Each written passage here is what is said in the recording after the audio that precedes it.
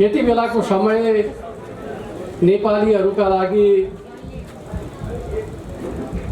आफ्नै मौलिक संस्कृति र चाडपर्वहरूको समयका रूपमा रहेको छ र त्यही सन्दर्भलाई मध्यनजर राखेर यो शुभकामना आदान प्रदान कार्यक्रम आयोजना गरिएको छ। म आफ्नो प्रस्तुतिलाई यही चाडपर्वको सन्दर्भसँग जोडिएर केही कुराहरू तपाईँहरूका बिचमा राख्ने अनुमति चाहन्छु। वास्तवमा हाम्रो देश संस्कृतिका दृष्टिकोणले भन्नुहुन्छ भने अत्यन्त सम्पन्न देश हो। यसको आफ्नै मौलिक परम्परा रहेको छ। तर विडम्बनाको कुरा पछिल्ला केही वर्षहरूमा नेपालको मौलिक संस्कृतिमाथि निरन्तर प्रहार भइरहेको छ र सांस्कृतिक मूल्यहरूको विघटन सुरु भएको छ। जबसम्म हामीले यो प्रवृत्तिमाथि विजय हासिल गर्न सक्दैनौँ, नेपालको मौलिक संस्कृतिमाथि भइरहेको विघटनको प्रक्रियालाई रोक्न सक्दैनौँ, राष्ट्रलाई बलियो बनाउन सक्दैनौँ। वास्तवमा हाम्रा संस्कृतिहरूका आफ्नै प्रकारका विशेषता छन्। भर्खरै हामीले बडा दशैं विदा गरेका छौँ। बडा दशैंको समयमा हामीले शक्तिको उपासना गर्ने गर्दछौँ। एक प्रकारले भन्ने भने आसुरी शक्तिमाथि दैवी शक्तिको विजयको प्रतीकका रूपमा बडा दशैंलाई हामीले मनाउने गर्दछौँ। तर वास्तवमा भन्नुहुन्छ भने पछिल्लो समय बडा दशैंलाई विजयादशमीका रूपमा एक प्रकारले भन्दाखेरि रामले रावण वध गरेको दिनका रूपमा बढी चर्चा गर्ने गरिन्छ। तर रामले रावण वध गर्ने परम्परा भन्दा पुरानो परम्परा हो हाम्रो दशैंको परम्परा।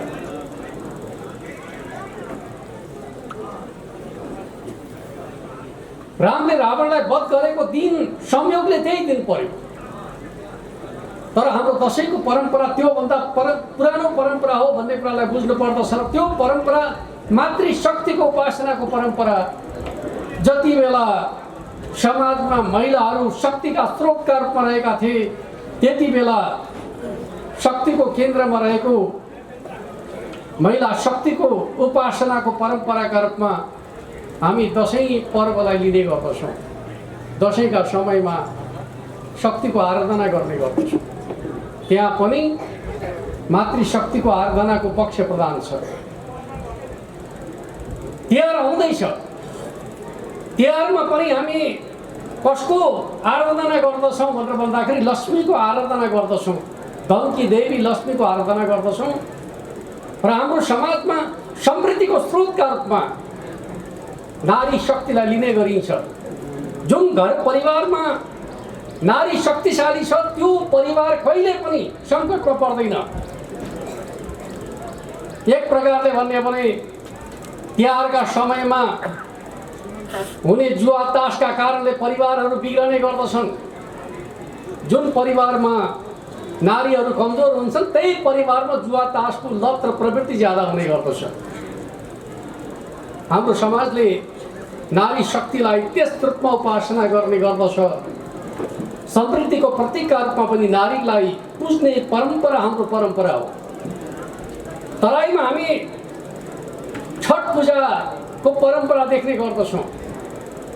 छठको परम्परा सूर्यको उपासनाको परम्परा भनेर भन्ने गरिन्छ। तर यथार्थ रूपमा भन्ने भने त्यो परम्परा पनि छठी मैयाको आराधनाको परम्परा हो।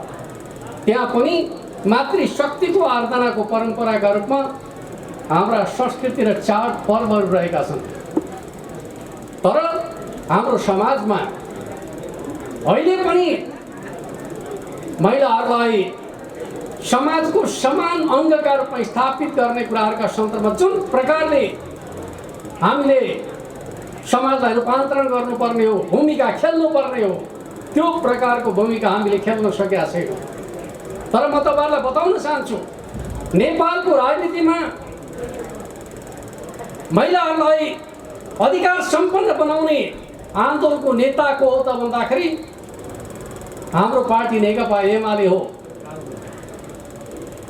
जसले पुनर्स्थापित प्रतिनिधि सभाका माध्यमबाट महिलाहरूको अधिकारका प्रश्नमा संकल्प प्रस्ताव पारित गरिकन निवर्तमान राष्ट्रपति विद्यादेवी भण्डारी नेकपा एमालेको नेतृत्व रहेका समयमा उहाँले प्रस्तुत गरेको संकल्प प्रस्ताव नै नेपालको राजनीतिमा महिलाहरूलाई सशक्तिकरण गर्ने अभियानको एउटा आधार स्तम्भ बन्न पुग्यो।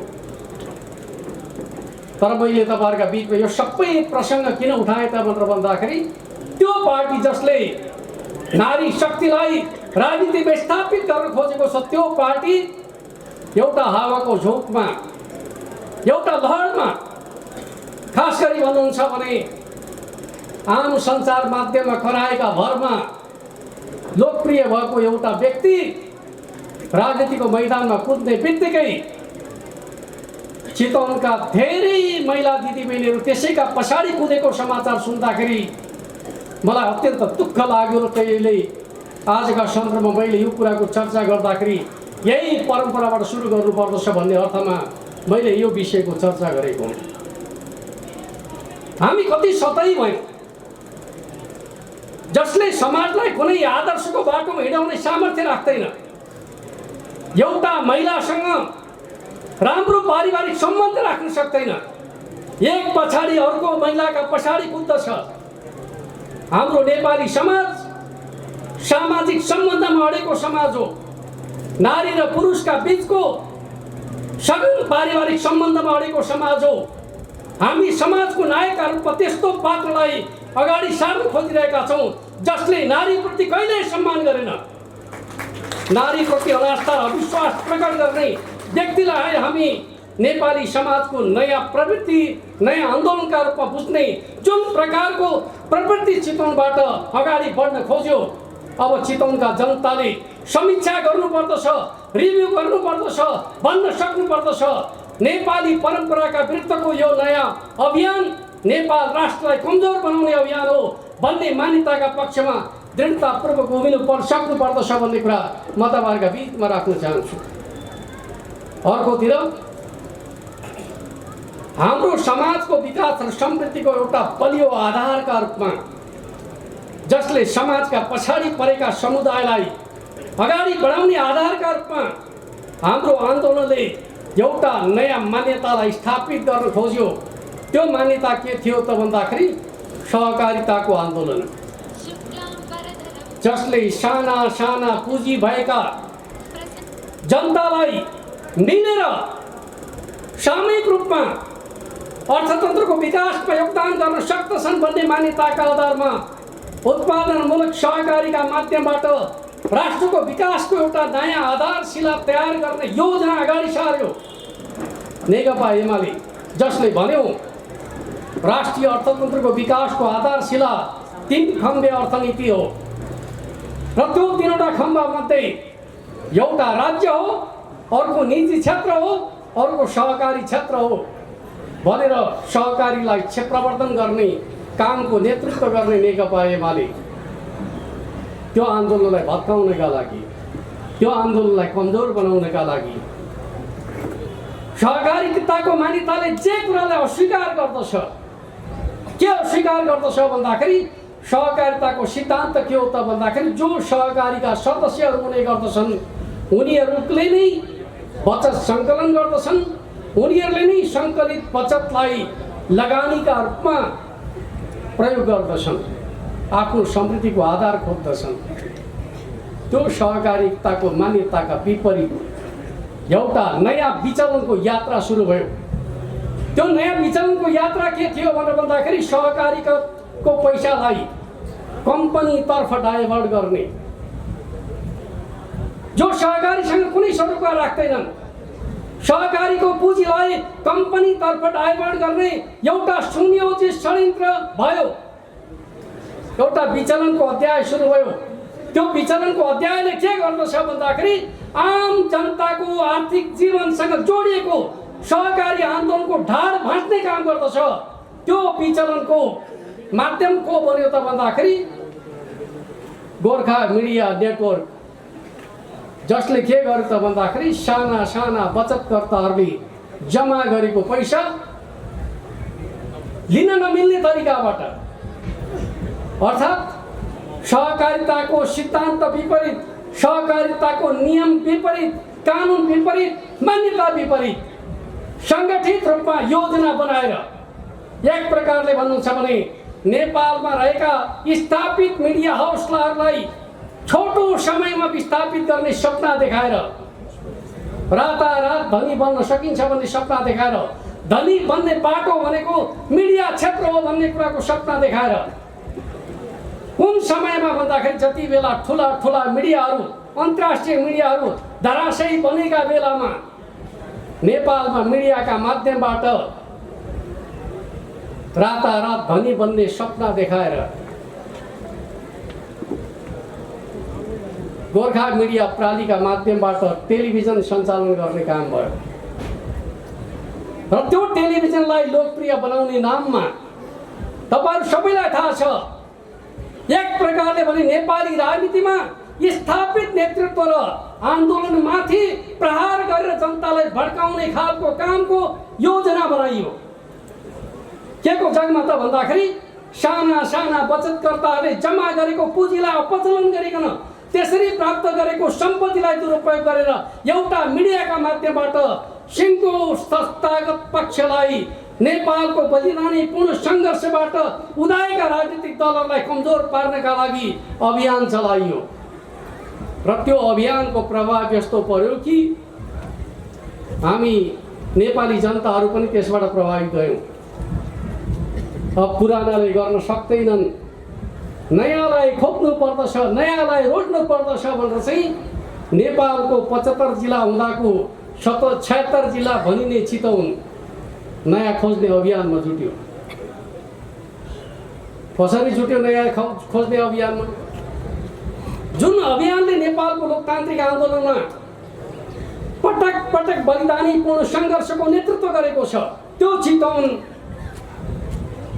एक प्रकारले भन्ने भने एउटा स्टन्टबाजीको शिकार भयो, हिप्नोटिजमको शिकार भयो र उसले भन्न थाल्यो अब पुरानाहरूबाट हुँदैन, नयाँ खोज्नु पर्दछ भनेर एउटा अभियानको नेतृत्व गर्यो र चितवन जिल्लालाई नयाँ अभियानतर्फ डोर्याउने खालको काम गर्यो।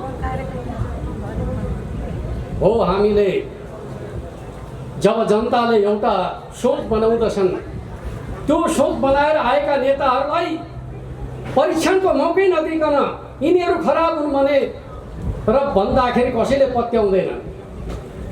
त्यस अर्थमा हामीले पटक पटक उनीहरूलाई काम गर्ने मौका दिनका लागि पहलकदमी लियौँ र काम गर्न मौका दियौँ।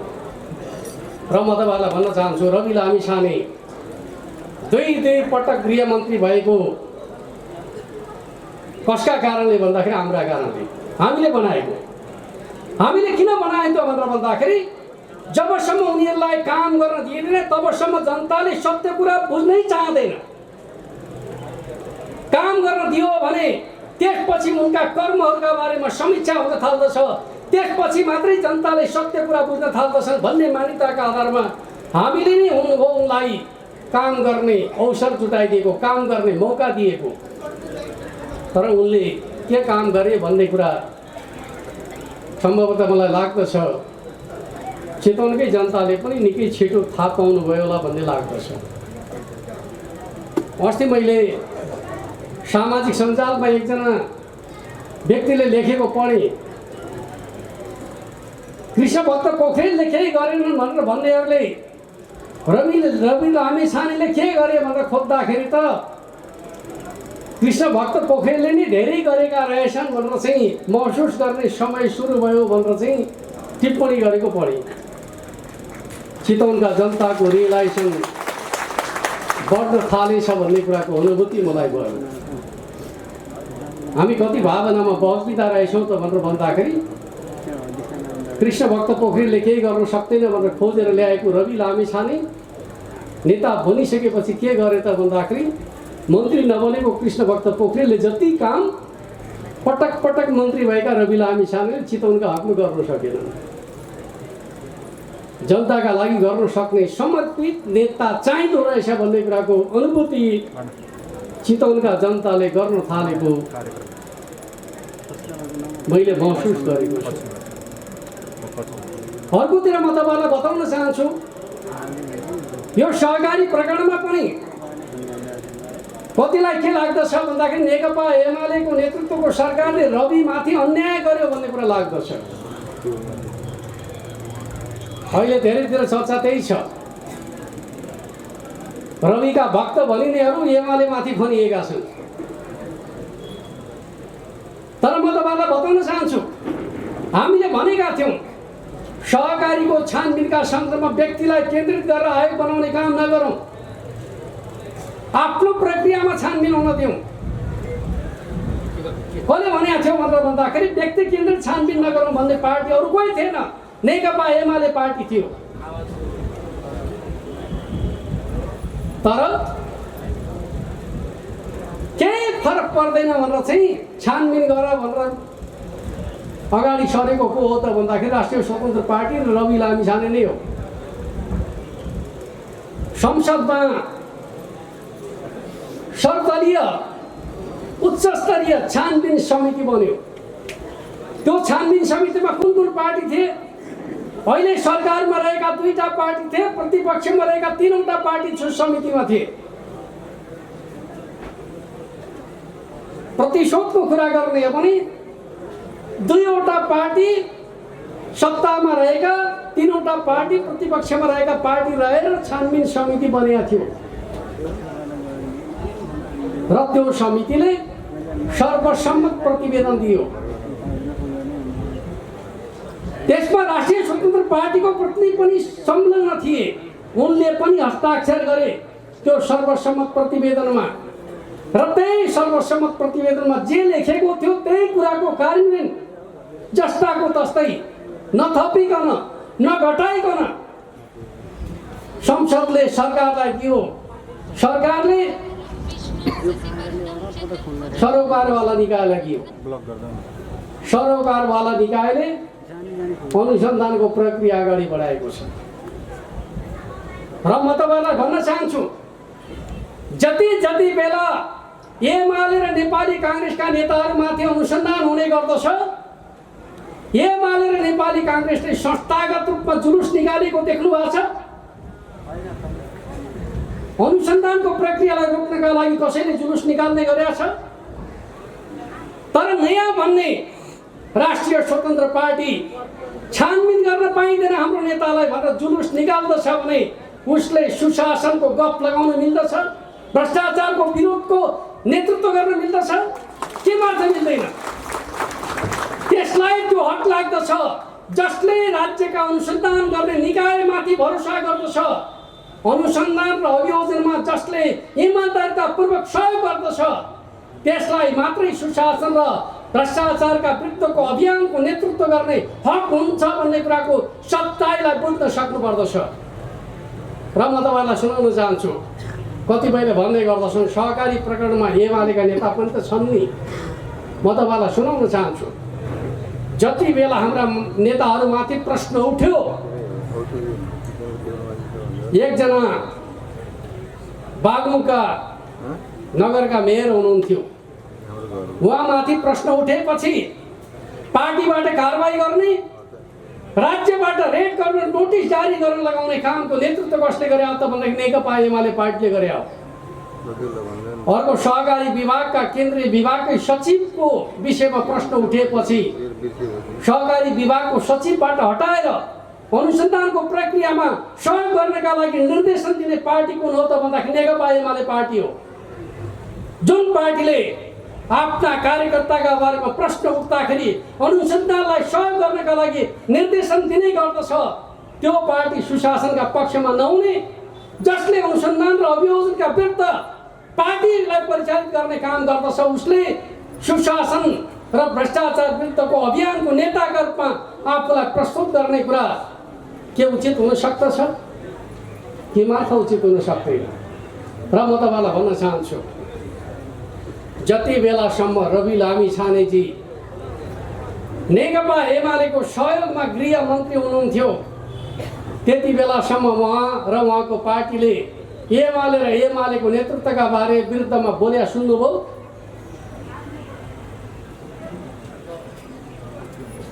कहिले बोल्नुभयो उहाँले? कुनै मुद्दा उठाउनु भयो? जब उहाँ सत्ताबाट बाहिरिनु पर्यो त्यसपछि उहाँलाई सबै कुराको सम्झना हुन थाल्यो। यो के हो? आफू जिम्मेवारीमा रहँदा, अनुसन्धान गर्ने संस्थाको नेतृत्व गरिरहँदा नेकपा एमाले र त्यसको नेतृत्वका बारेमा कहिले प्रश्न नउठाउने रवि लामिछानेजी आफू गृहमन्त्रीबाट हट्नु परेपछि एमालेका विरुद्ध यसरी प्रहार केन्द्रित गर्दै हुनुहुन्छ। यस्ता कुराबाट पनि हामीले कुरा बुझ्न सकेनौँ भने हामीले नेपाली समाजलाई सही बाटोमा डोर्याउन सक्दछौँ कि मार्थ सक्दैनौँ।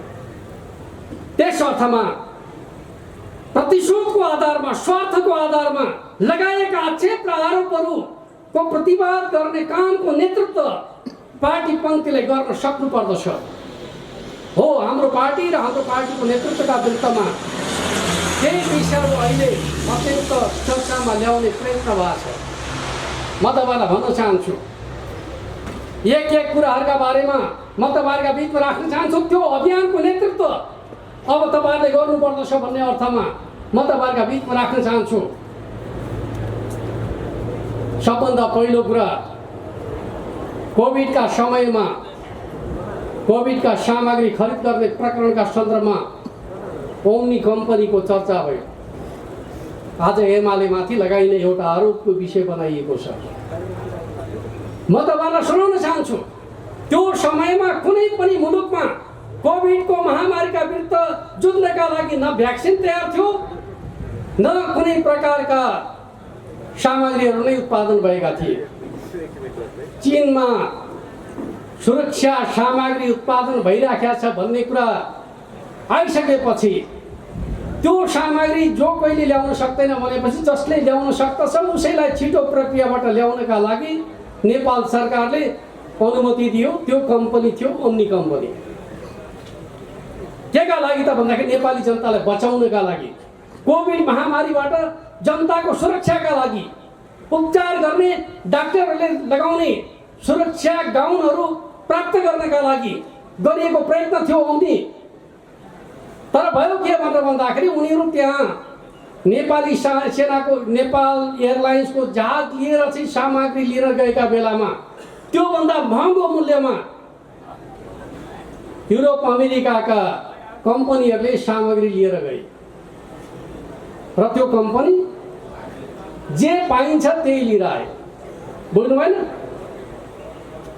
त्यसपछि त्यो ल्याएको चिज सम्झौताको शर्त अन्तर्गत भएन भनेर नेपाल सरकारले सामग्री चाहिँ प्रयोग गर्यो, पैसा आजसम्म दिएकै छैन। बुझ्नुभयो नि? आजसम्म पैसा पेमेन्ट नभएको चिज भ्रष्टाचार हुन्छ। अहिले एमालेमाथि लगाएको सबभन्दा ठुलो आरोप भनेको के हो त भन्दाखेरि पैसै लेनदेन नभएको विषयमा एमाले भ्रष्टाचारी, एमालेका नेता भ्रष्टाचारी। के विषयमा त भन्दाखेरि जुन विषयमा राज्यले पैसा खर्च गरेकै छैन, भ्रष्टाचारी। तपाईँ हामी पनि हो कि भनेर बकिने हो भने त यो देशमा सत्य कसरी स्थापित हुन्छ? एउटा भनाइ छ, सत्यले घुम्नका लागि लुगा लगाउँदा लगाउँदै भ्रमले संसार घुमेर आइपुग्दछ भनेर भने जस्तो आज तपाईँ हामी त्यही भ्रमका पछाडि कुदाकुदैछौँ। सत्य खोज्ने प्रयत्न गर्दैनौँ। भुक्तानी नै नभएको कारोबारमा भ्रष्टाचार भयो भनेर भन्नेहरू एक प्रकारले भन्ने हो भने गलत नियत बोकेका मान्छे हुन् भन्न पनि हामी सक्दैनौँ भने हामीले पार्टी र देशको रक्षा कसरी गर्न सक्दछौँ?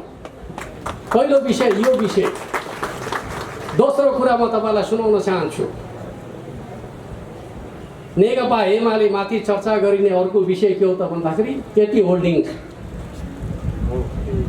तपाईँहरूले पनि सुन्नुभयो होला, एमाले यति होल्डिङ्सका माध्यमबाट भ्रष्टाचार गर्यो। के भएको म तपाईँलाई सुनाउन चाहन्छु। पहिलो कुरा, दुईवटा घटनासँग जोडेर यति होल्डिङका बारेमा चर्चा गर्ने गरिन्छ। एउटा, नारायणजी दरबार अगाडि रहेको एउटा भवन यति होल्डिङलाई भाडामा लगाइएको विषय। दोस्रो विषय, गोदावरी रिसोर्टलाई लिज नवीकरण गरेको विषय, गोकर्ण रिसोर्टको लिज नवीकरण गरेको विषय। यो दुईटा विषयलाई चर्चामा ल्याएर यति होल्डिङसँग एमालेलाई जोड्ने काम हुन्छ। म तपाईँलाई सुनाउन चाहन्छु, नारायणी दरबार अगाडिको त्यो भवन लिजमा दिने समग्र प्रक्रिया र निर्णय एमालेका पालामा भएको होइन। पुष्पकमल दाहाल प्रचण्ड प्रधानमन्त्री भएका समयमा उनकै अगुवाईमा भएको, तर त्यसको भारी एमालेमाथि बोकाइएको छ। र गोकर्ण रिसोर्टको कुरा गर्नुहुन्छ भने त्यो रिसोर्ट पञ्चायतको जमानामा विदेशीहरूलाई सञ्चालन गर्नका लागि राजा वीरेन्द्रले लिजमा दिएको रिसोर्ट हो। त्यो एमाले दिया होइन, राजा वीरेन्द्रले लिजमा दिएको रिसोर्ट विदेशी कम्पनीका लागि। उसले चलाउन नसकेपछि उसले आफ्नो त्यो रिसोर्ट यति होल्डिङलाई बिक्री गर्यो र उसले सञ्चालन गर्दै आइरहेको अवस्थामा जति बेला कोभिड महामारी चलिरहेको र पर्यटन उद्योग धराशायी बनिरहेका बेलामा पर्यटन उद्योगको नेतृत्व गरिरहेको त्यो कम्पनीको लिज नवीकरण गर्ने काम एमाले गरे हो। के त्यो राष्ट्रका लागि नोक्सान पुर्याउने काम हो?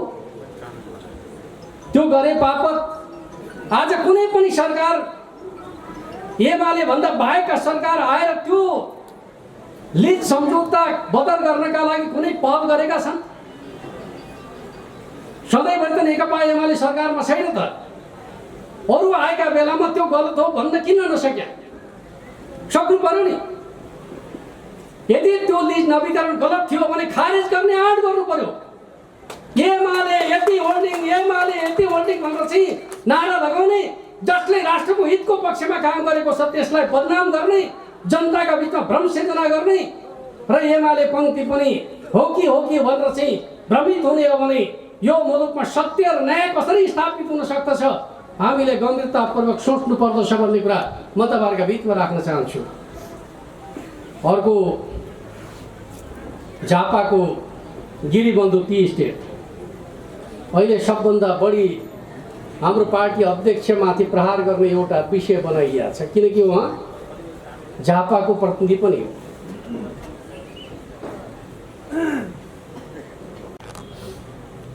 एमाले ठुलै भ्रष्टाचार गर्यो जस्तो हल्ला चलाइएको छ। म तपाईँलाई सुनाउन चाहन्छु, त्यो गिरीबन्धु टी स्टेटको जग्गा सट्टापट्टा गर्ने काम आजभन्दा 2 पटक पहिले नै भइसकेको थियो। त्यति बेला कानुन नबनाइकन गरियो, अर्थात् उद्योगले प्रयोग गरेको जमिन त्यो ठाउँमा नयाँ केही काम गर्न खोज्ने र अर्को ठाउँमा चाहिँ उद्योग विस्तार गर्नु पर्यो भने के गर्ने भन्ने विषयका सन्दर्भका बारेमा कानुन रहेनछ। कानुन नबनाइकन 2 पटक सट्टापट्टा गरियो। एक पटक राजा ज्ञानेन्द्रको शाही सरकारका पालामा, एक पटक त्योभन्दा अगाडि धेरै पहिले। तर सर्वोच्च अदालतले के भन्यो त भन्दाखेरि कानुन नबनाइकन सट्टाभट्टा गर्ने कुरा चाहिँ उचित होइन भन्यो। बुझ्नु भएन? सर्वोच्च अदालतले फैसला गर्यो जमिन सट्टापट्टा गर्ने कुराका लागि कानुन चाहिन्छ भन्यो। नेकपा एमालेले के गर्यो? उद्योगले प्रयोग गर्दै आएको जमिन सट्टापट्टा गर्नुपर्ने भयो भने कसरी गर्ने भन्ने विषयको कानुन बनाइदियो। गरे त त्यही हो नि। के कानुन बनाउनु अपराध हो? अब कानुन बनाए बापत नेकपा एमाले भ्रष्टहरूको पार्टी, जसले सट्टापट्टा गरेर जग्गा प्रयोग गरे उनीहरू चाहिँ निष्कलङ्क, जसले जग्गा सट्टापट्टा गरेकै छैन, लेनदेन भएकै छैन, भएको के मात्रै हो त भन्दाखेरि सट्टापट्टा गर्ने कानुन बनाइदिएको। त्यो कानुन चिया बगानका लागि मात्रै होइन, देशभरिमा उद्योगले चर्चेको जग्गाहरूका प्रयोगका सन्दर्भका बारेमा बनाएको कानुन बनाए बापत एमाले र गिरिबन्धु टी स्टेट भनेर गीत गाएकै छन्। तपाईँ हामी चाहिँ क्या हो भनेर रमिता हेरेर बसेर पार्टी निर्माण हुन सक्दछ? सक्दैन। त्यस अर्थमा एमालेलाई बदनाम गर्नका लागि कसरी भ्रमका खेती गरिएका छन् भन्ने कुरा म तपाईँहरूका बिचमा मैले यी घटनाहरूका सन्दर्भका बारेमा चर्चा गरेँ। अब रह्यो पछिल्लो समय खास गरी भाटभटिनीका सञ्चालक मिनबहादुर गुरुङ र उहाँको दम्पतिले नेकपा एमाले भूकम्पबाट पनि आक्रान्त भएको पार्टी, नेपालमा सबभन्दा पहिले भव्य भवन बनाउने पार्टी को हो त भनेर भन्दाखेरि नेकपा एमाले, जसले सबभन्दा पहिले आफ्नो भव्य पार्टी केन्द्रीय कार्यालय निर्माण गर्यो। त्यो पार्टीको भवन के कारणले क्षति भयो त भन्दाखेरि 10 वर्ष पहिलेको विनाशकारी भूकम्पका कारणले क्षति भयो। यो त तपाईँ हामी सबैलाई थाहा छ नि। त्यो विनाशकारी भूकम्पबाट भएको क्षति पछाडि हामीले हाम्रो पार्टी कार्यालय भाडामा 3 ठाउँमा सारिसक्यौँ। तपाईहरु सबैलाई थाहा छ आफ्नो कार्यालय नहुँदाखेरिको पीडा के हुँदो रहेछ भन्दाखेरि 3 ठाउँमा पार्टी कार्यालय सार्यौँ र चौथो पटक हामीले जुन ठाउँमा तेस्रो पटक हामीले जुन ठाउँमा पार्टी कार्यालय बनाएका छौँ त्यो पार्टी कार्यालय 4 पटक बाढीको डुबानमा परिसक्यो र पार्टीका अमूल्य सम्पत्तिहरू बाढीका कारणले गर्दाखेरि क्षति भयो। अहिले पनि पार्टी कार्यालय तपाईहरु हेर्न जानुभयो भने बाढी र डुबानका कारणले गर्दाखेरि पार्टीको निकै ठुलो नोक्सानी भएको तपाईहरु देख्न सक्नुहुन्छ। भूकम्पका कारणले क्षति भएका राज्यका संरचना खडा गरियो, गरिएन? भत्किएका भवनहरू बनाइयो, स्कुल बनाइयो, स्वास्थ्य संस्था बनाइयो, सरकारी कार्यालय बनाइयो, सम्पदा बनाइयो, जनताका घर भत्किएका घर बनाइयो। यो देशमा बनाउन नहुने चिज एउटै रहेछ, विरोधीहरूको नजरमा त्यो नेकपा एमालेको कार्यालय। यस्तो हुन सक्दछ? सबै चिजले विपदाबाट सहयोगको हात राख्दछन्। नेकपा एमाले मात्रै यस्तो पार्टी हो जसले आफ्नो पार्टी कार्यालय भत्किएका कारणले सहयोग माग्ने हक पनि राख्दैन। के हामीले यस्तै प्रकारको समाज खोजेको हो? राज्यले सहयोग लिन मिल्ने, राज्यले महाविपत्तिका बेला पुनर्निर्माणका लागि अमेरिका गुहार्न मिल्ने, युरोप गुहार्न मिल्ने, भारत गुहार्न मिल्ने, चीन गुहार्न मिल्ने। नेकपा एमाले आफ्नो भवन बनाउनका लागि नेपालमै रहेको एउटा व्यवसायी उद्योगीलाई सहयोग गर्छु भन्दाखेरि सहयोग लिन नमिल्ने हुन्छ? के भन्न खोजे? सबैले सहयोग लिन मिल्ने, राज्यले पनि मिल्ने, देशभित्रबाट मात्रै होइन विदेशबाट पनि लिन मिल्ने। एमाले पार्टीले चाहिँ लिन नमिल्ने। अहिलेको प्रचार त त्यही छ नि त। एमाले लियो, अपराध गर्यो, भ्रष्टाचार गर्यो। के गर्यो त भन्दाखेरि जग्गा दानमा लियो। के अरू कुनै पार्टीले दानमा जग्गा ल्याएको छैन? चितवनका जनतालाई म सुनाउन चाहन्छु। चितवनकै एकजना सम्पन्न परिवारकी सामाजिक व्यक्तित्व मैयादेवी श्रेष्ठ, उहाँको पृष्ठभूमि कुनै राजनीतिक पृष्ठभूमि थिएन, समाजसेवीकै रूपमा चिनिनुहुन्थ्यो। उहाँले नेपाली काङ्ग्रेसलाई जग्गा दान दिनुभयो। अहिले सानेपाको पार्टी कार्यालय मैयादेवी श्रेष्ठले दिएको दानमा बनेको पार्टी कार्यालय हो। उहाँले जग्गा मात्रै दिनु भएन, घर बनाउने पैसा पनि दिनुभयो। त्यसपछि नेपाली काङ्ग्रेसले उहाँलाई सम्मान गरेर सांसद पनि बनायो, केन्द्रीय सदस्य पनि बनायो। दान पछाडि बनाएको त्यो चाहिँ मिल्ने, एमालेले चाहिँ नमिल्ने। जबकि नेपाली काङ्ग्रेस न कुनै विपदामा परेको थियो, न भूकम्पबाट क्षति भएको थियो, न बाढीबाट डुबाएको थियो।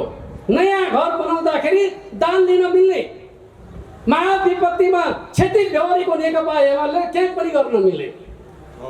त्यसपछि हामी चाहिँ किन लिएको होला भनेर हामी आफैले प्रश्न उठाउने।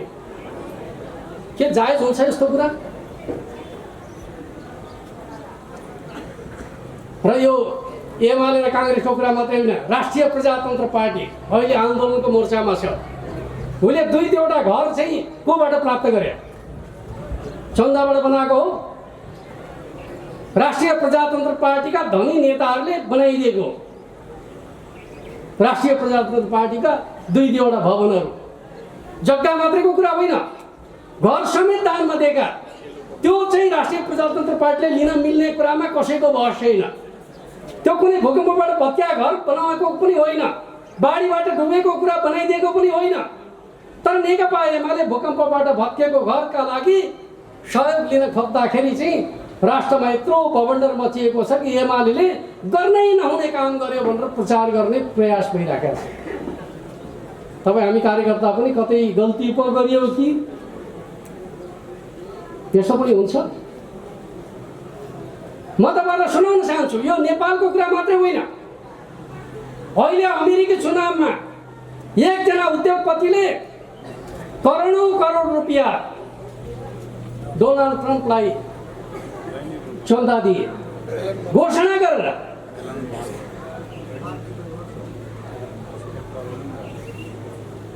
$10 लाख प्रतिदिन 10 लाख अमेरिकी डलर, प्रतिदिन 10 लाख अमेरिकी डलर चुनावी खर्च एकजना व्यापारीले दिए। त्यो विषय चाहिँ लोकतन्त्रै हो, किनकि अमेरिका हो, त्यो चाहिँ रिपब्लिकन पार्टी हो। नेपालमा चाहिँ प्राकृतिक विपत्ताबाट नष्ट भएको संरचना, सबै संरचना उठेपछि उठ्न नसकेको एउटा पार्टी नेकपा एमाले, जो पटक पटक बाढीमा डुबानमा परेको छ, त्यसलाई घर बनाउनका लागि सहयोग गर्छु भन्दाखेरि त्यो चाहिँ गर्न नमिल्ने कुरा हो। यो जायज कुरा हो त? के राजनीतिक दलहरू बिना चन्दा चलेका छन्? के भारतका राजनीतिक दलहरू बिना चन्दा चलेका छन्? के अमेरिकाका राजनीतिक दलहरू बिना चन्दा चलेका छन्? बिना दान दत्तव्य तिनीहरू चलेका छन्? कहाँको लोकतन्त्रमा राजनीतिक दलहरू जनताले सहयोग नगरिकन चलेका छन् भन्नु त? कुन लोकतन्त्रमा? एउटा, दुईटा, तीनवटा कुनै मुलुकका लोकतन्त्र देखाउनुहोस् जहाँ राजनीतिक दलहरूले व्यापारी व्यवसायहरूबाट चन्दा नलिकन पार्टी चलाएको दृष्टान्त देखाउनुहोस् त।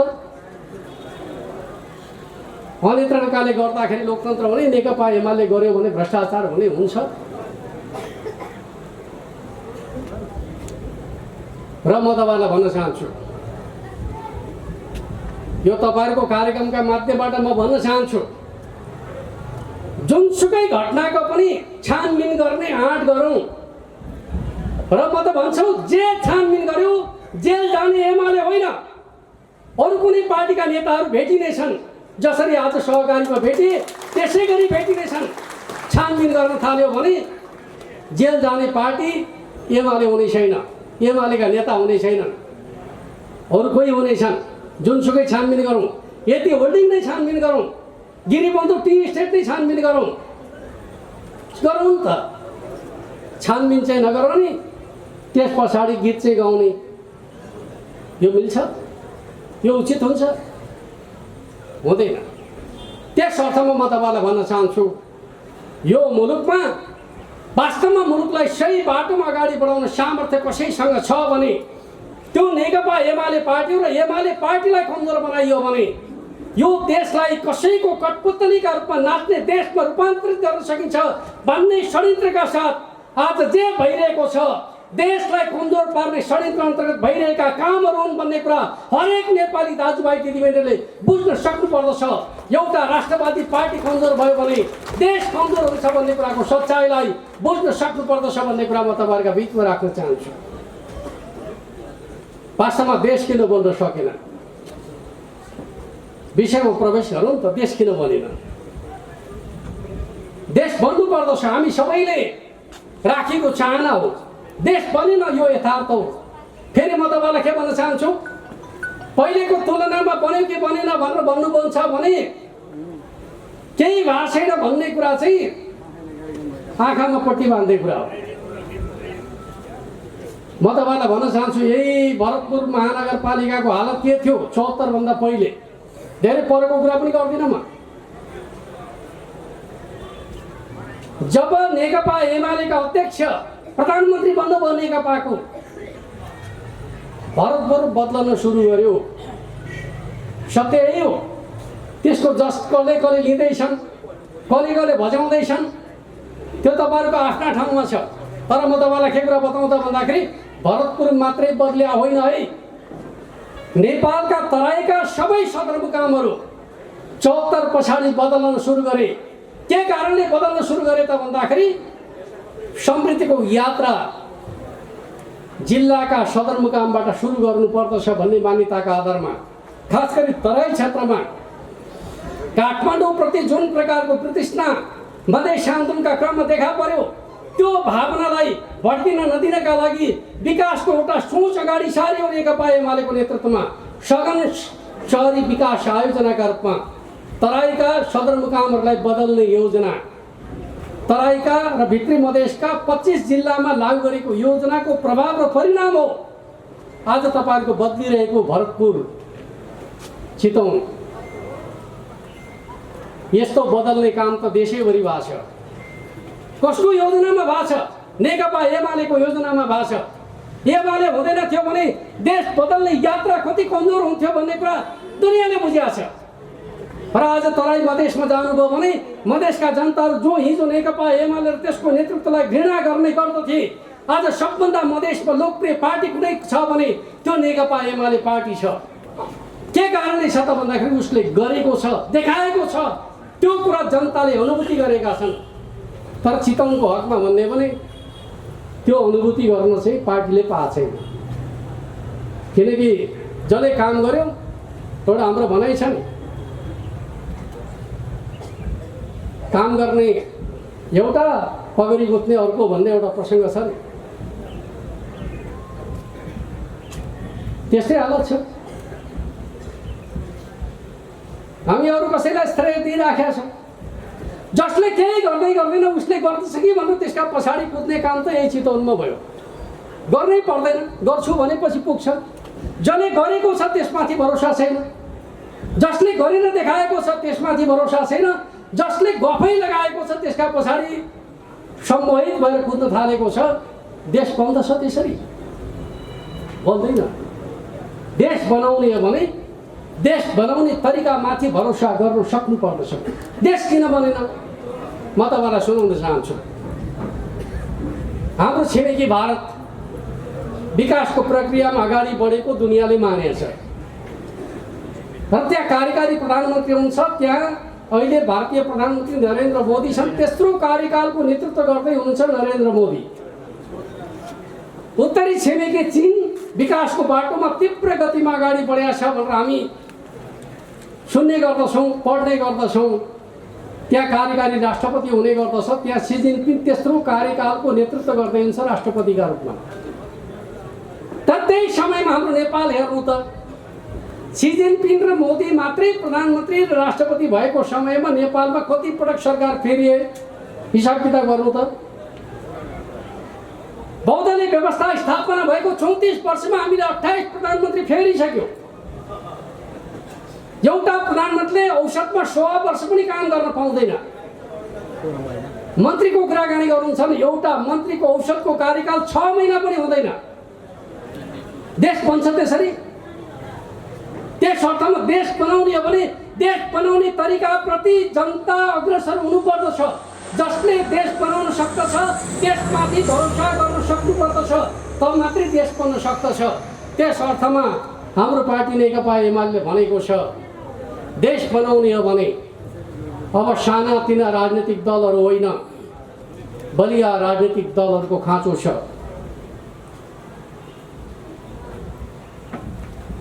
बलिया राजनीतिक दलहरू बिना देश बलियो हुन सक्दैन, राज्य बलियो हुन सक्दैन।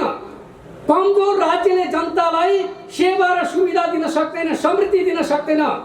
यदि जनतालाई समृद्ध बनाउने हो भने राज्यलाई बलियो बनाउनु पर्दछ।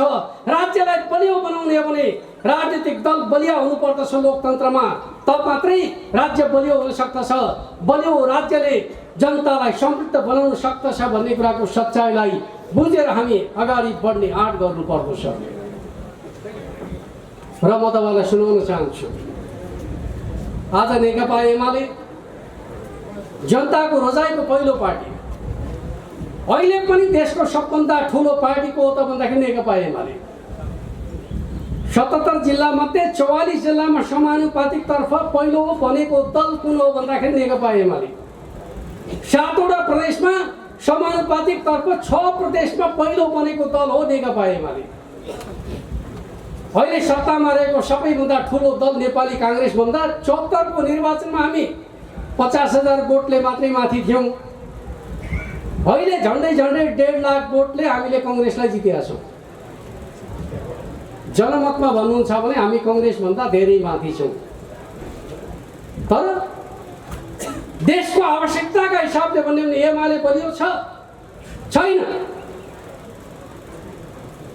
म तपाईँलाई के कुरा भन्न चाहन्छु, तपाईँ देशको आवश्यकता भनेको के हो त भन्दाखेरि जो बलियो छ, जो जनताको रोजाइको शक्ति छ, त्यसले राष्ट्रको नेतृत्व गर्ने हैसियत प्राप्त गर्नुपर्दछ।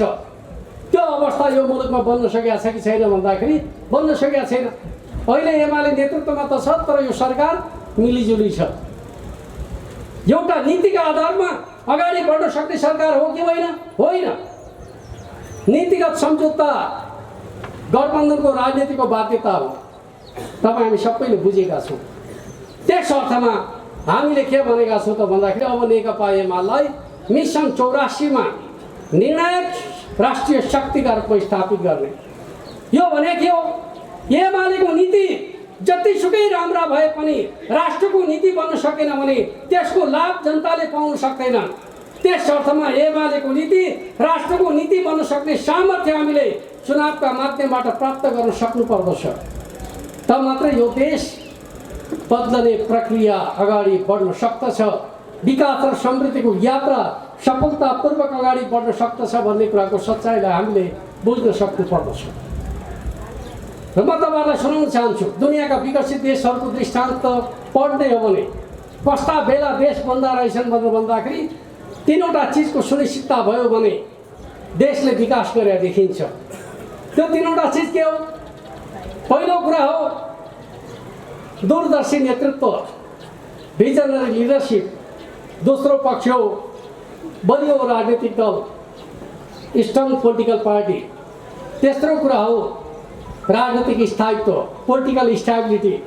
यी 3वटा चिजहरू जति बेला एक ठाउँमा आइपुग्दछन् त्यो देश निर्माणको यात्रा सफलतापूर्वक अगाडि बढ्न सक्दछ। आज यो 3वटा चिज दिन सक्ने सामर्थ्य नेपालका राजनीतिक दलहरूमा कुन दलमा छ? हामी ढुक्क भएर भन्न सक्दछौँ नेकपा एमाले मात्रै यस्तो दल हो जसले यी 3वटा कुराहरूको सुनिश्चितता दिन सक्दछ।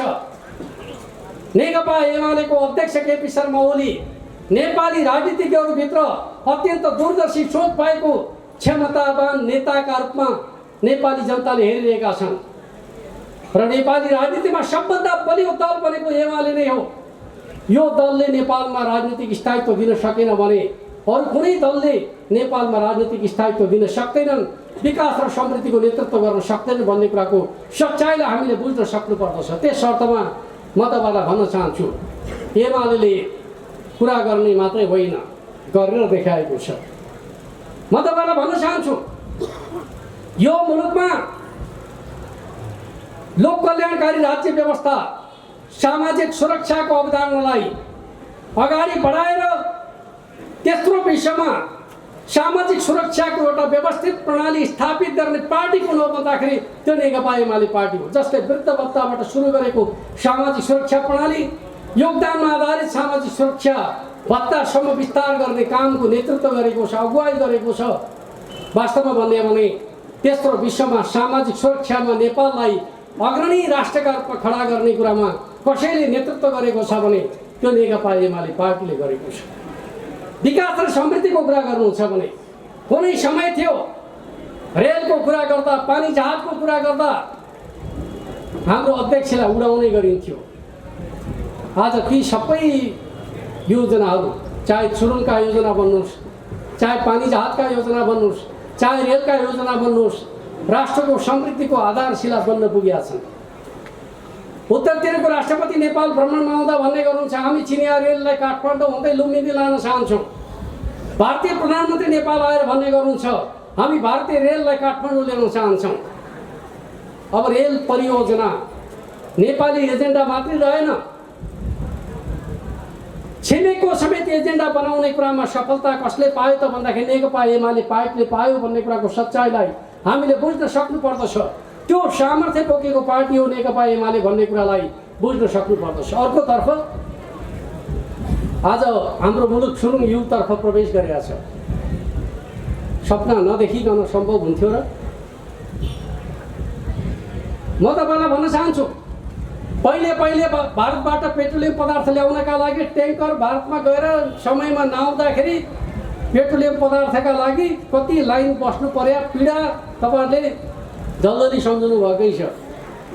आज भारतीय पेट्रोलियम पदार्थ पाइपलाइनका माध्यमबाट आउन थालेको छ। केही समय पछाडि तपाईँहरूकै चितवनसम्म ल्याउने योजना सरकारले बनाइराखेको छ। सपना नदेखेर हुन्छ यस्ता कुरा? ठुला ठुला विकासका पूर्वाधार तयार गर्ने कुरा। केपी ओली प्रधानमन्त्री हुँदा यो मुलुकमा 18 घण्टा लोड सेडिङ हुने गर्दथ्यो। उहाँले लोड सेडिङ अन्त्यको योजना बनाउनु भयो, सबै काम गर्नुभयो। भारतसँग अन्तर्देशीय ट्रान्समिसन लाइन बनाउने काम गर्नुभयो, विद्युत खरिद सम्झौता गर्ने काम गर्नुभयो। सबै काम गरे बेलामा एकजना टेलिकमका हाकिम के अरे विद्युत प्राधिकरणमा हाकिम आइपुगे कुलमान बिजुली बाल्ने कुराका चाहिँ देवता हुने भए। चमत्कारै गरे उनले भनेर हामी चमत्कारमा विश्वास गर्न थाल्यौँ। त्यो अन्तर्देशीय ट्रान्समिसन लाइनको सम्झौता गरे सरकार पनि बिर्सिदियौँ, विद्युत खरिद सम्झौता गरे पनि बिर्सिदियौँ, निजी क्षेत्रलाई विद्युत उत्पादनका लागि गरेको प्रोत्साहन पनि बिर्सिदियौँ, बनाएको योजना पनि बिर्सिदियौँ। एकजना कुलमान आएर चाहिँ यस्तो गरे कि 18 घण्टाको लोड सेडिङ उनले अन्त्य गर्थे। हाम्रो नेपाली समाजको मानसिकता एकजनालाई नायक खडा गर्ने, त्यस पछाडि उसैलाई पूजा गरेर बस्ने। सत्य के हो भन्ने कुरामा प्रवेशै गर्न नखोज्ने। अहिले मैले यो भनेको कुरामा धेरैलाई सुन्न पनि मन छैन, तर म तपाईँलाई भन्न चाहन्छु, उत्पादन बिनाको व्यवस्थापनले मात्रै लोड सेडिङ अन्त्य हुन्छ। विद्युत खरिद सम्झौता बिनाको लोड सेडिङ अन्त्यको योजना सफल हुन सक्दछ? त्यो त भारतबाट बिजुली किनेर ल्याएर अँध्यारो हटाउने काम गरे हो भन्ने कुराको सच्चाइ पनि बिर्सेर हामीले चाहिँ एकजनालाई नायक बनाइदियौँ। त्यो नायकत्व के हुँदो रहेछ भन्दाखेरि अहिले रवि लामिछानेको सहकारी भने जस्तै विद्युत सामग्री अरबौँ अरबका सामग्री खरिद गरिकन चाहिँ थन्काएर राखेको छ। अहिले घरमा तपाईँ हामी चाहिँ पिक आवरमा बिजुली बत्ती बाल्नु पर्यो भने लोड पुग्दैन, ट्रान्समिसन लाइन ल्याएर 1 दशकदेखि सडाएर राखेको छ। त्यो दायित्व हुँदैन। राष्ट्रको त्यत्रो सम्पत्ति खेर फाल्ने कुराको जिम्मेवारी बोक्नु पर्दैन। कुनै एउटामा चर्चा हुने बित्तिकै उसले जे गर्दछ ठिक गर्दछ भन्ने हुन्छ। चुनावका बेलामा चितवनमा एउटा चर्चा सुने, ल्यायो त मर्दले ल्यायो, 10वटी ल्याए पनि के फरक पर्दछ भनेर चाहिँ महिला दिदीबहिनीहरूले नै प्रतिवाद गरेर चाहिँ समाचार सुनियो चुनावका बेलामा। यस्तो प्रकारको कुतर्क चाहिँ नगरौँ। मन पर्दछ भन्ने नाममा जे कुरामा पनि विश्वास गर्ने खालको स्थिति नै आजको समाजको चुनौती हो भन्ने कुरालाई बुझ्नु पर्दछ। हरेक मान्छेका राम्रा कुरा हुन सक्दछन्, कमजोरी हुन सक्दछन् भन्ने कुरा बुझेर अगाडि बढ्ने कोसिस गर्नुपर्दछ। हो, कुलमानले लोड व्यवस्थापन गर्ने कुरामा मेहनत गरेकै हो, लोड व्यवस्थापन गर्ने कुरामा। त्यसका लागि त हामीले श्रेय दिएकै छौँ त, तर त्यसका नाममा उनले जे गरे पनि हुने। विद्युत खरिद सम्झौतामा कसैलाई सम्झौता गर्दै पनि हुने, कसैलाई नगर्दै पनि हुने, कसैका लागि वर्षौँ झुलाइदिए पनि हुने, यस्तो गर्न मिल्दछ? देशमा कति सामग्री चाहिन्छ भन्ने कुरा नबुझिकन अरबौँको सामग्री खरिद गरिकन डम्पिङ गराएर खिया लगाइदिए पनि हुने र कतिपय जलविद्युत आयोजनामा बिजुली उत्पादन भएको छ, ट्रान्समिसन लाइन नबनाएका कारणले बिजुली खेर गइराखेको छ। ट्रान्समिसन लाइन किन नबनाएको भन्दाखेरि जवाफ नदिए पनि हुने, त्यस्तो पनि हुन्छ। कसैले पनि काम गर्दाखेरि समग्रतामा आफ्नो दायित्व पुरा गर्नुपर्दछ भन्ने कुरालाई बुझ्न सक्नुपर्दछ। यो विषयमा प्रश्न उठाउने बित्तिकै जनताले मन पराएको कुलमानमाथि सरकारले गिद्धे दृष्टि लगायो भनेर चाहिँ उसले जे पनि गरे भयो, उसलाई केही चल गर्नै नमिल्ने। उसले विद्युत खरिद सम्झौतामा मुनपरी गरे पनि भयो, खरिद गरेर चाहिँ जथाभावी नोक्सान पुर्याए पनि भयो, ट्रान्समिसन लाइन नबनाएर चाहिँ उत्पादित बिजुली खेर फाले पनि भयो। यस्तै हो त। यस्तो होइन भने के कुरामा कमी भएको छ सरकारले खोज्नु पर्दछ, कमी कमजोरी सुधार्नु पर्दछ। जतिसुकै लोकप्रिय भए पनि कमजोरी गर्दछ भने कानुनको नजरमा परीक्षणमा जानै पर्दछ। रविहरू पनि जानु पर्दछ, अरू कोही पनि जानु पर्दछ। लोकप्रिय भयो भने नाममा कानुन उल्लङ्घन गर्न कसैले पाउँदैन भन्ने कुरालाई बुझ्नु पर्दछ। कानुन भनेको चाहिँ अलोकप्रिय र कमजोरहरूका लागि होइन है, बलियाहरूका लागि पनि कानुन हुन्छ भन्ने कुरालाई समाजले स्थापित गर्न सक्नु पर्दछ भन्ने कुरा म तपाईँहरूका बिचमा राख्न चाहन्छु। अब अहिले हामीले हाम्रो पार्टीलाई निर्णायक राष्ट्रिय शक्ति बनाउने सन्दर्भमा वार्षिक कार्ययोजना तर्जुमा गरेका छु। 18 बुँदे वार्षिक कार्ययोजना। म तपाईँहरूका बिचमा के भन्न चाहन्छु भन्दाखेरि आज हाम्रो यो विशाल पङ्क्ति साँच्चै खट्ने हो भने समाजमा भएका यी विसङ्गति विकृतिहरू पाखा लाग्छन्। तर हाम्रो खटाइ पहिले जस्तो छ कि छैन भन्दाखेरि छैन। के कारणले हामी त्यस्ता भयौँ? हामीलाई भ्रमले मात्रै असर गरेको हो कि वा हाम्रो बुझाइमा समस्या रह्यो कि के कारणले यस्तो भयो भन्ने कुरा पनि खोज्नु पर्दछ र हामीले वास्तवमा आफ्नो कर्तव्यलाई सही ढङ्गले बुझ्न सक्नु पर्दछ। म तपाईँलाई एउटा कारण हुन सक्दछ भन्ने अर्थमा तपाईँहरूका बिचमा चर्चा गर्न चाहन्छु। कतै हामीले राजनीतिक परिवर्तनलाई लक्ष्य ठान्यौँ कि? म तपाईँलाई के भन्न चाहन्छु भने राजनीतिक परिवर्तन आफैमा लक्ष्य होइन, समाज परिवर्तनको माध्यम मात्रै हो भन्ने कुराको सच्चाइलाई बुझ्न सक्नु पर्दछ। राजनीतिक परिवर्तन पछाडि समाजलाई बदल्ने अभिवारा राजनीतिक दलहरूको मुख्य अभिवारा हो भन्ने कुरालाई हामीले गहिरो गरी बुझ्न सक्नु पर्दछ। र हामीले 62-63 सम्पन्न गरेको राजनीतिक क्रान्ति समग्र सामाजिक क्रान्ति होइन। सामाजिक क्रान्तिका लागि हामीले गर्नुपर्ने कामहरू बाँकी छन् भन्ने कुरा बुझ्नु पर्दछ। त्यस अर्थमा आजको सन्दर्भमा समाजलाई बदल्ने हो भने समाजलाई बदल्ने एजेन्डा बोकेको पार्टी राष्ट्रको नेतृत्वकर्ता पार्टी बन्न सक्नु पर्दछ, जसले समाजको आर्थिक सामाजिक विकास रूपान्तरणको नेतृत्व गर्न सक्दछ। नेकपा एमाले मात्रै त्यस्तो पार्टी हो जसले जनताको बहुदलीय जनवादको मार्गदर्शनमा समाजलाई बदल्ने सामर्थ्य राख्दछ। त्यस अर्थमा म तपाईँलाई भन्न चाहन्छु, हिजो हामीले राजनीतिक परिवर्तनका लागि बलिदानीपूर्ण सङ्घर्षमा आफूलाई होम्यौँ। अब समाजलाई बदल्नका लागि, देशको समृद्धिका लागि फेरि एकपटक हामीले त्यसै गरी समर्पण देखाउनु पर्दछ, त्याग देखाउनु पर्दछ। त्यो समर्पण र त्याग देखाउने समय अब सुरु भएको छ। मिसन 84लाई केन्द्रबिन्दुमा राखेर अब हामी त्यो दिशातर्फ अगाडि बढ्नु पर्दछ भन्ने कुरा म तपाईँहरूका बिचमा राख्न चाहन्छु। पछिल्लो समय एउटा बडा विचित्रको एउटा नाटकीय परिघटना देखिन थालेको छ। एकै दिन सडकमा माओवादी, राजावादी, स्वतन्त्रवादीहरू काठमाडौँको सडकमा देखियो। यो संयोग मात्रै हो कि योजना हो?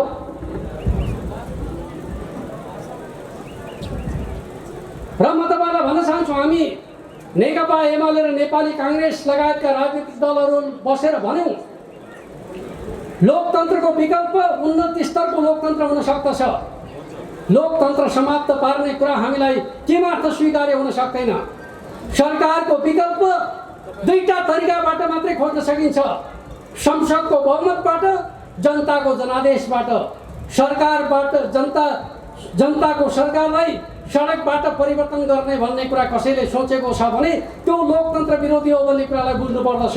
लोकतन्त्रका लागि लडेका राजनीतिक दलहरू, लोकतन्त्रका लागि लडेका जनताले त्यो कुरालाई अस्वीकार गर्नेछन् भन्ने मान्यताका आधारमा हामी नेपालको लोकतन्त्रलाई, सङ्घीय लोकतान्त्रिक गणतन्त्रलाई कसरी बलियो बनाउने, जनताको विकास र समृद्धिको आकाङ्क्षालाई कसरी सुदृढ गर्ने भन्ने एउटा उद्देश्यका साथ, सोचका साथ नेकपा एमालेको नेतृत्वमा नेपाली काङ्ग्रेस समेत सहभागी भएर हामीले नयाँ सहकार्य सुरु गरेका छौँ। यसको उद्देश्य के हो त भन्दाखेरि राजनीतिक स्थायित्वको आधार तयार गर्ने।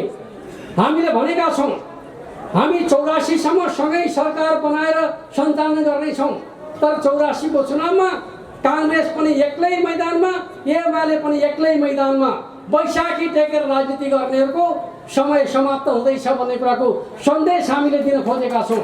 त्यस अर्थमा काङ्ग्रेस र एमाले मिल्नुको अर्थ अब साना पार्टीले नेपालको राजनीतिमा हालिमाली गर्ने जुन परम्पराबाट हामी आक्रान्त छौँ, हामी त्यसलाई अन्त्य गर्न चाहन्छौँ।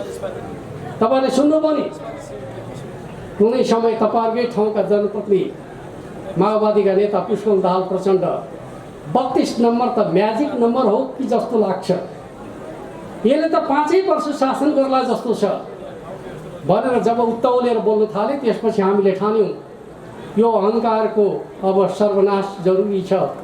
त्यस अर्थमा काङ्ग्रेस र एमाले मिलेर हामीले स्थायित्वको आधार खोज्ने जुन सङ्कल्प अठोट गरेका छौँ, यो लोकतन्त्रतर्फको बाटो हो, गणतन्त्रतर्फको बाटो हो, विकास र समृद्धितर्फको बाटो हो भन्ने कुरालाई बुझेर त्यो दिशातर्फ अगाडि बढ्नका लागि म तपाईँहरू सम्पूर्णलाई अनुरोध गर्न चाहन्छु, आग्रह गर्न चाहन्छु र अन्त्यमा भन्न चाहन्छु, पपुलिजमले जनताको मनोविज्ञानमा खेल्न त सक्दछ, राष्ट्रको विकास र समृद्धिको नेतृत्व गर्न सक्दैन। त्यस अर्थमा पपुलिजमलाई विकल्पका रूपमा प्रस्तुत गर्ने जुन चिन्तन नेपालको राजनीतिमा चितवनबाट अगाडि आउन खोजेको छ, त्यसलाई अब चितवनमै पराजित गर्ने कामको सङ्कल्प तपाईँले गर्नुपर्दछ। पपुलिजम समस्याको समाधान होइन, योजनाबद्ध, नीतिबद्ध, सङ्कल्पबद्ध, लक्ष्य आधारित आन्दोलनका माध्यमबाट मात्रै नेपाली जनताको भाग्य र भविष्यको सुनिश्चितता गर्न सकिन्छ। समृद्ध नेपाल, सुखी नेपालीको राष्ट्रिय आकाङ्क्षा पुरा गर्न सकिन्छ। हाम्रा चाडपर्वहरूले त्यो दिशातर्फ हामीलाई अग्रसर रहनका लागि प्रेरित गरून्। यही शुभकामनाका साथ म आफ्नो भनाइलाई अन्त्य गर्न चाहन्छु। हस्त, धन्यवाद, अभिवादन, नमस्कार। तपाईँ अहिले हेर्दै हुनुहुन्छ बिप्स मिडिया।